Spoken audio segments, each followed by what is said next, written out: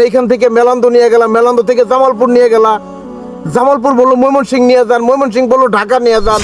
কি ব্যাপার ভাই, তুমি এই জায়গায় এইভাবে বসে আছো কে?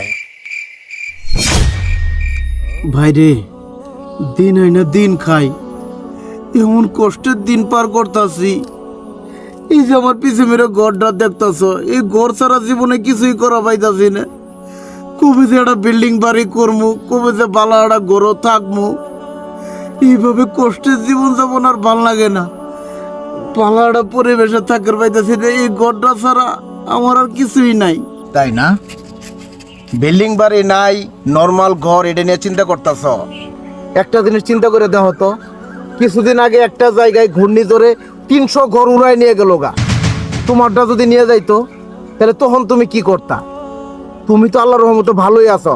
এখন টিনের ঘর হোক, সোনের ঘর হোক, তাও তো তোমার ঘর আছে। এটা নিয়ে শুক্রিয়া জানাও।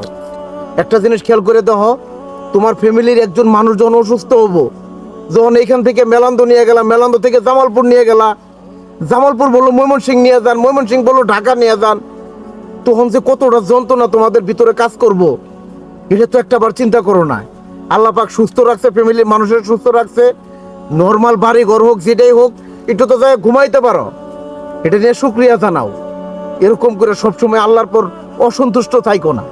শুধু তো তাই না রে ভাই, যখন তুমি সুস্থ থাকো তখন প্রতিটি মুহূর্ত আল্লাহর কাছে বলার দরকার, আলহামদুলিল্লাহ আলহামদুলিল্লাহ আলহামদুলিল্লাহ, আল্লাহ তোমার সুস্থ রাখছে।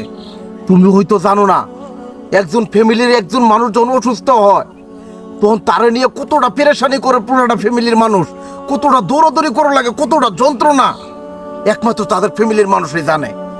এর জন্য বলতাছি, কত টাকা পয়সা লোভ লালসার চিন্তা না করে তুমি যে সুস্থ আছো এই বিষয়ে আল্লাহর কাছে শুকরিয়া আদায় করো। এছাড়া এত চিন্তা ভাবনা করো না। ভাই রে, তুমি এটা কি শুনাইলা? আল্লাহ আমার যেভাবে রাখছে, খুব সুখে রাখছে, খুব ভালো রাখছে। আমি আল্লাহর কাছে লাখ লাখ শুক্রিয়া যে আল্লাহ আমার সংসারটারে আমারে ভালো রাখছে, আমারে সুস্থ রাখছে। আমার আর কিছুই চাওয়ার নাই।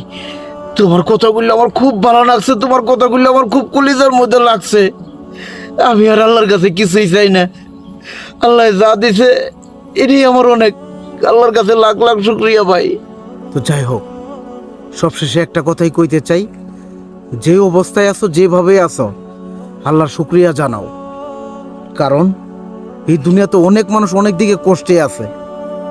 তাহলে যেহেতু আমার কথাগুলো বুঝতে পারছো, ভালো থেকো।